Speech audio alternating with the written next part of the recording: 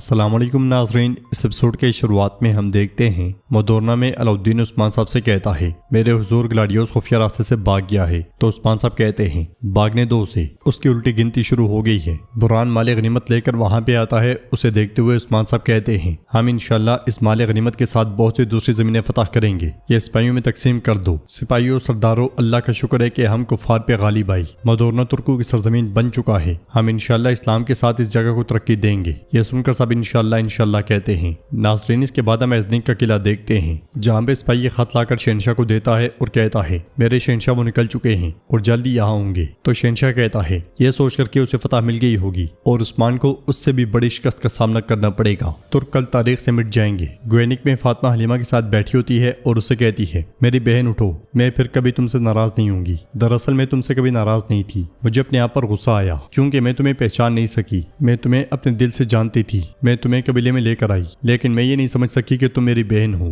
میں تمہیں نہیں پہچان سکی، میں یہ قبول نہیں کر سکتی تھی کہ تم غدار ہو، لیکن یہ تمہارا قصور نہیں ہے، تم اس سام صوفیہ کے لیے ایک مہرہ تھی، تم اپنے دل کو صاف رکھنے میں کامیاب رہی، یہ سب ہماری غلطی ہے، ہم تمہاری حفاظت نہیں کر سکے۔ فاطمہ غمگین ہوتے ہوئے دوسری طرف مڑتی ہی ہے کہ حلیمہ اپنی آنکھیں کھول لیتی ہے اور فاطمہ کو روتا ہوا دیکھ کر اسے پکارتی ہے۔ حلیمہ کو ہوش میں آتا ہوا دیکھ کر فاطمہ بہت خوش ہوتی ہے اور حلیمہ کہتی ہے کیا سچ میں تم نے مجھے معاف کر دیا؟ یہ سنتے ساتھ ہی فاطمہ اس سے لپٹ جاتی ہے، پھر دروازے پہ جا کے بلند آواز سے کہتی ہے ماں حلیمہ ہوش میں آ گئی ہے۔ یہ کہتے ساتھ وہ پھر سے حلیمہ کے پاس آتی ہے اور اس سے کہتی ہے میں نے تمہیں معاف کر دیا۔ تو حلیمہ کہتی ہے ماں کہتی ہیں کہ ہر شر میں خیر ہوتی ہے، وہ بالکل ٹھیک کہتی ہیں، اس لیے میں بالا خاتون وہاں پہ آتی ہیں اور حلیمہ کو ہوش میں دیکھ کر اسے بہت پیار کرتی ہیں۔ اگلے لمحے گونجا اور الجن بھی وہاں پہ آ جاتی ہیں۔ بالا خاتون الجن سے کہتی ہیں قربانی کا جانور ذبح کرواؤ الجن، دیکھو میری بیٹی ہوش میں آ گئی ہے، وہ لوگوں میں تقسیم کر دو۔ الجن کہتی ہے اللہ کا شکر ہے، ایک ساتھ دو خوشخبریاں۔ پھر گونجا کہتی ہے ماں وہ سفید کبوتر ہمیشہ اچھی خبر لاتا ہے، مدرونا کئی قبیلے کی ملکیت بن گیا ہے۔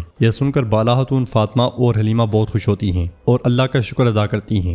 گونجا مزید کہتی ہے بابا نے پیغام بھیجا ہے کہ حلیمہ کی صحت جیسے ہی بحال ہو ہمیں مدرونا میں ہونا چاہیے۔ بالا خاتون حلیمہ کی جانب دیکھتے ہوئے کہتی ہیں حلیمہ اس حالت میں کہیں نہیں جا سکتی، مگر حلیمہ کہتی ہے نہیں میں جا سکتی ہوں۔ بالا خاتون کہتی ہیں ٹھہرو ابھی تم بیمار ہو۔ تو فاطمہ کہتی ہے ماں یہ جا سکتی ہے، ہم گاڑی آہستہ آہستہ لے کر جائیں گے۔ یہ سنتے ساتھ ہی بالا خاتون مان جاتی ہیں اور کہتی ہیں ٹھیک ہے تیاری شروع کرو۔ مدرونا میں عثمان صاحب آگے بڑھتے ہوئے کہتے ہیں ہماری زمین وقت کے ساتھ ساتھ پھیل رہی ہے، لیکن غیر مسلم رعایا کی تعداد بھی بڑھ رہی ہے، مسئلہ مزید زمین لینے کا نہیں ہے، اصل معاملہ اس زمین کو سنبھالنے کی صلاحیت ہے۔ مدرونا میں نیا اسلامی نظام قائم کیا جائے گا، یہ ان تمام فتوحات کے لیے اعزاز کا نشان ہوگا جو ہم مستقبل میں حاصل کریں گے، اور ہم جہاں جہاں پہنچیں گے لوگ کہیں گے کہ کئی قبیلہ انصاف اور نظام لے کر آتا ہے۔ حسن بے آپ نے اپنی ہمت اور ایمان سے اپنی پختگی کا ثبوت دیا ہے، اللہ آپ کو سلامت رکھے۔ اب سے مدرونا کی قیادت آپ کے سپرد ہوگی، فوراً مرمت کروائیں، کنووں کا پانی اگر زہر آلود ہو گیا ہے تو اسے بھی صاف کروائیں۔ یہ سنتے ساتھ ہی حسن بے حکم کی تعمیل کرتے ہوئے وہاں سے چلا جاتا ہے۔ اس لیے میں ترگت بے سنگر آغا کے ساتھ گھوڑے پر سوار وہاں آتے ہیں۔ علاؤالدین ان سے پوچھتا ہے خیر تو ہے، کہاں جا رہے ہیں؟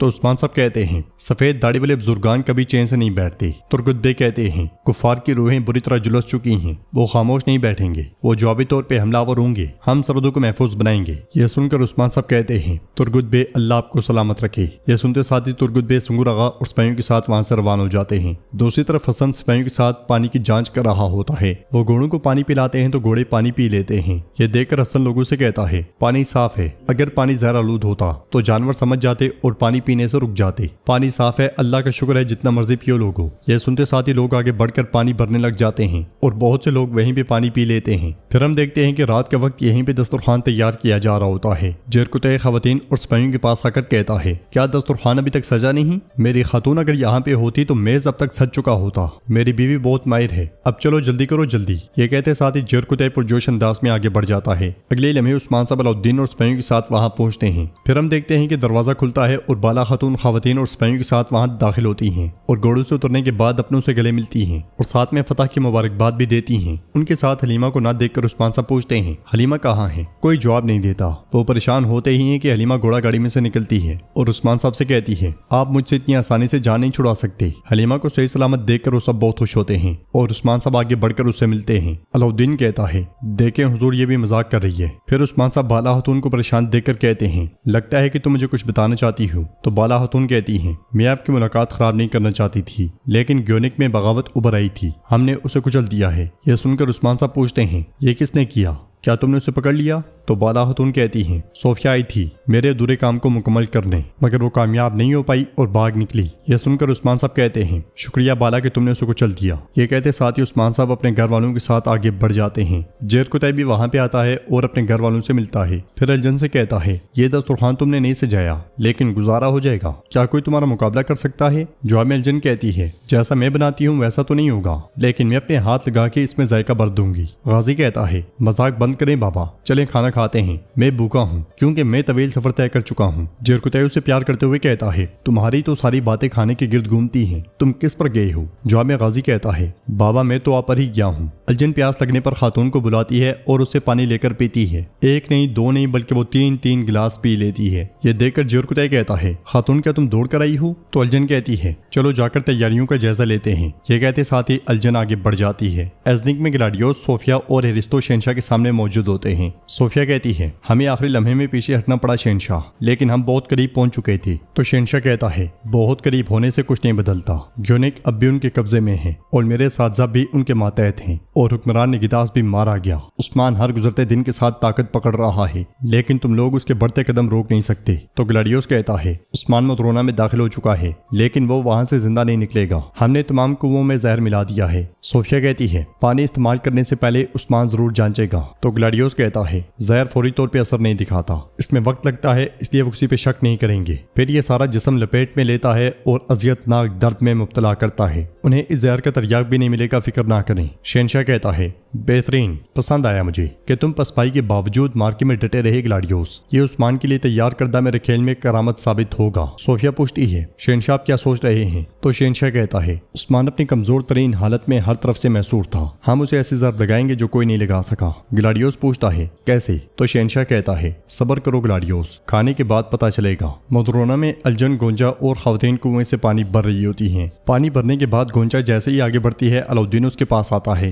अलाउद्दीन का हाल अहवाल पूछने के बाद गोंजा उसे पानी डालकर देती है, मगर अलाउद्दीन कहता है, खातून मुझे प्यास नहीं बल्कि भूख लगी है। यह सुनकर गोंजा कहती है, अच्छा तो आओ पहले तुम्हारा पेट भरते हैं। वो दोनों दस्तरखान की जानिब बढ़ जाते हैं। उधर एक कमरे में यगीद बहुत गुस्से में चीजें उलट पुलट रहा होता है और गुस्से से कहता है, अहमक ग्लाडियोस, वो उस्मान को शिकस्त देगा? मैं फिर हार गया। ये कहते साथ ही वो वहाँ पे बैठकर पानी पीने ही लगता है कि एलिनिया वहाँ दाखिल होते साथ ही लात मारती है और उसके हाथ से पानी गिरा देती है। ये देखकर यगीद गुस्से में उठ खड़ा होता है और एलिनिया उससे कहती है, पानी जहर आलूद है, ग्लाडियोस ने कुओं में जहर मिला दिया है। ये सुनते साथ ही यगीद के पसीने छूट जाते हैं और वो कहता है, जहर? उस्मान ने तमाम पानियों की जांच की थी मगर उसे कुछ नहीं मिला। तो एलिनिया कहती है, ये जहर उस वक्त तक अपने साथ को छुपाता है जब तक कि इंसान मौत के मरहले तक ना पहुंच जाए, फिर अचानक उसे हलाक कर डालता है। यह सुन के यगीद बहुत खुश होता है और कहता है, तो ग्लाडियोस तुम इस जहर से बदला लोगे, है ना? तो नाज़रीन, इसके साथ ही एपिसोड भी इख्तिताम पजीर होती है। वीडियो पसंद आए तो लाइक कर दें, शेयर कर दें, सब्सक्राइब नहीं किया हुआ तो सब्सक्राइब करने के साथ साथ घंटी वाले आइकन को दबाना मत भूलें। मिलते हैं इंशाअल्लाह नेक्स्ट वीडियो में, तब तक के लिए रखें अपना और अपनों का बहुत ज़्यादा ख्याल। अल्लाह निगहबान।